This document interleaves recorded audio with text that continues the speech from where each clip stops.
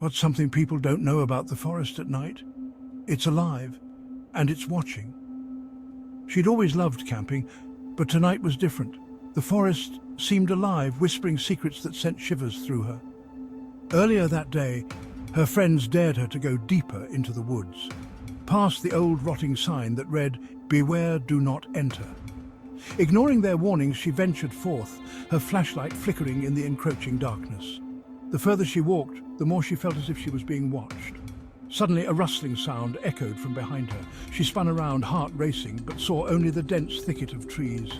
"It's just the wind," she whispered to herself, though her voice trembled. As she pressed on, the air grew thick with tension, and the path seemed to twist and turn in impossible ways. Then she stumbled upon an old cabin, its windows dark and foreboding. The door creaked open as if inviting her in. Against her better judgment, she stepped inside, the floorboards groaning under her weight. Dust motes danced in the beam of her flashlight, revealing cobwebs and long-forgotten furniture.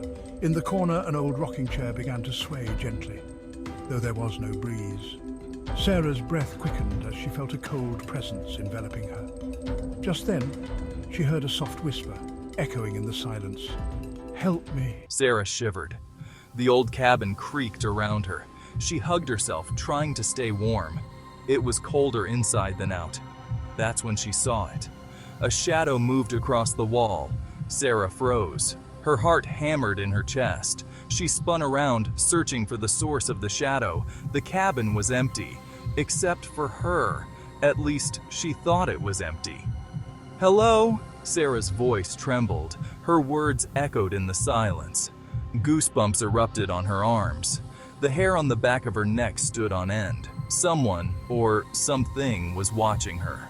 She wasn't alone. A low whisper snaked through the cabin. Sarah couldn't make out the words.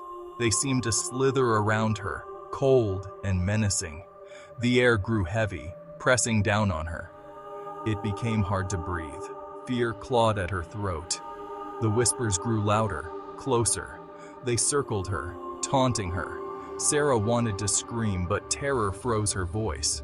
The walls of the cabin seemed to close in, suffocating her. The whispers were all around her now. They were inside her head. Sarah squeezed her eyes shut, willing them to stop. But the whispers only grew louder, more insistent. They wanted something from her. Sarah's eyes darted around the cabin. She had to get out, now. She ran to the door, fumbling for the handle. It wouldn't budge. It was locked. She rattled the doorknob, panic rising in her chest. She threw her weight against the door, but it wouldn't give. She was trapped. Despair washed over her. The whispers grew louder, their icy fingers closing around her heart. She slid to the floor, her back against the cold wood. Tears streamed down her face. She was alone, trapped with whatever was whispering in the darkness.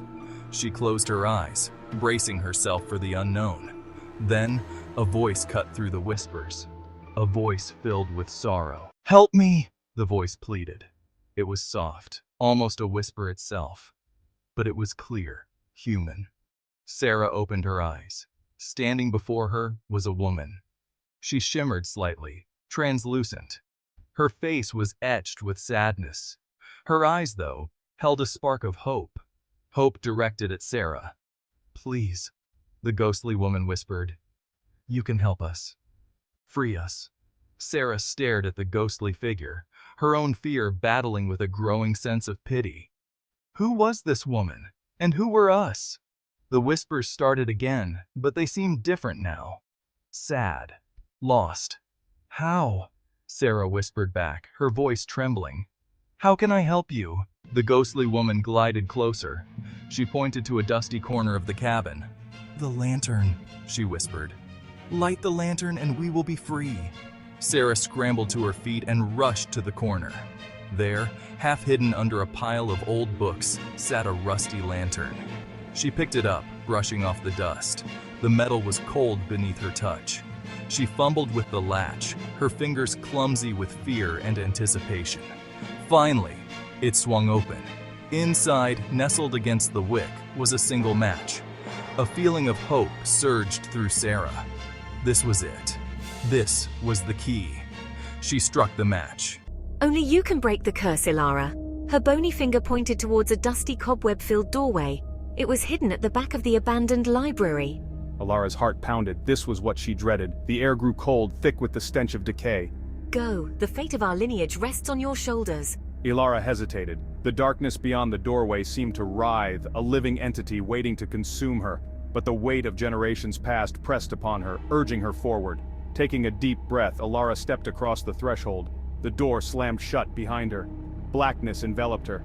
The air hung heavy, thick with the scent of mildew and something else. Something ancient and malevolent. Ilara fumbled for a torch, her fingers trembling. A cold sweat prickled her skin. She was trapped. The flickering torchlight danced across the chamber walls, revealing grotesque murals. They depicted monstrous creatures with glowing red eyes. Ilara's breath hitched in her throat. The shadows seemed to move, to writhe and contort. A low growl echoed through the chamber, sending shivers down her spine. What had she gotten herself into? Ilara spun around, her heart pounding against her ribs. The growl seemed to come from everywhere and nowhere at once. She stumbled forward, her hand shaking as she held the torch aloft. The ground was uneven beneath her feet, littered with debris and bones. As she ventured deeper into the chamber, the air grew colder, the shadows more menacing. Ilara felt a presence, something dark and powerful, watching her every move. It was hunting her. The chamber opened into a vast cavern. A single beam of moonlight pierced the darkness, illuminating a pedestal in the center. On it lay a crystal, pulsing with an ethereal light. Ilara's eyes widened in recognition. The heart of Aeon, the key to breaking the curse.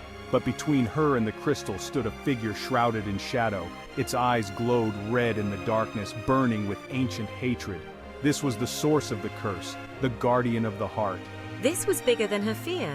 Ilara's hand tightened around the hilt of her dagger. Fear threatened to consume her. Then she remembered the faces of her ancestors, their pleading eyes. Taking a deep breath, Ilara charged, her dagger raised. The figure lunged, its claws bared. The cavern echoed with the clang of metal. The battle raged, a whirlwind of steel and shadow. Ilara fought with the fury of generations past, her every move fueled by desperation and a glimmer of hope.